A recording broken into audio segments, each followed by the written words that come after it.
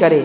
جو انسان پورے سال کبھی قرآن کو اٹھا کر کے نہیں دیکھا ہے، رمضان المبارک کے مہینے میں اس قرآن کو کھول کر کے غور کیا جائے کہ رب العالمین کی یہی وہ کتاب ہے، یہی وہ قرآن ہے کہ جس کی وجہ سے نبی کو مکے سے نکال دیا گیا تھا، یہی وہ قرآن ہے جس کی وجہ سے نبی پر پتھر برسائے گئے تھے، یہی وہ قرآن ہے جس کی وجہ سے نبی کی بیٹی کو طلاق دے دیا گیا تھا، یہی وہ قرآن ہے جس کی وجہ سے نبی کے چچا کے ناک اور کان کاٹ کر الگ کر دیے گئے تھے، یہی وہ قرآن ہے جس کی وجہ سے نبی کے چچے کے کلیجے کو نکال کر چبایا گیا تھا، یہی وہ قرآن ہے جس کی وجہ سے دنیا بھر کی مصیبتوں کو محمد رسول اللہ نے جھیلا ہے. رمضان المبارک کے مہینے میں کبھی یادی تھی لوگوں، یہ رمضان المبارک کا مہینہ ہے، قرآن کو کھولا جائے، پوچھا جائے، علماء سے سوال کیا جائے کہ قرآن کیا کہتا ہے، علماء سے سوال کیا جائے کہ قرآن کے مطابق زندگی کیسی گزارنی چاہیے، علماء سے سوال کیا جائے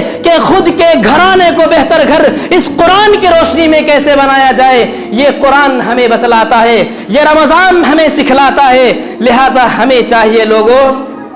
کہ خود کو بدلنے کی کوشش کریں اور رمضان کی قدر کریں. اللہ کی جو توحید ملی ہے اس سینے کے اندر، اگر مسلمان گھرانے میں اللہ نے جنم دیا ہے اور ایمان رکھا ہے اس سینے کے اندر، تو خود کی عظمت کو پہچانے، خود کے مرتبے کو پہچانے. اللہ نے بہت بلند بنایا ہے ہمیں مسلمان بنا کر، اللہ نے بہت بلند کیا ہے محمد رسول اللہ کا امتی بنا کر، اللہ نے بہت بلند کیا ہے کہ ہمارے گاؤں میں سکون اور چین کی زندگی